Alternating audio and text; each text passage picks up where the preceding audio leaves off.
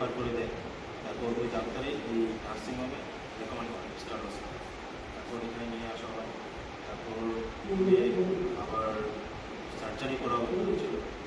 মানে প্রথমে তো খুব খারাপ অবস্থা ছিল, খুব খারাপ সিচুয়েশন ছিল।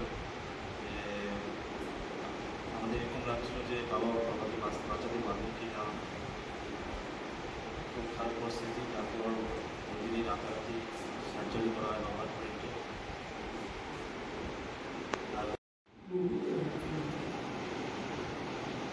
আমি প্রথমত মানে আমরা যে এরকম ডাক্তার পেয়েছি, খুব ভালো ডাক্তার পেয়েছি, খুব ভালো ডাক্তার।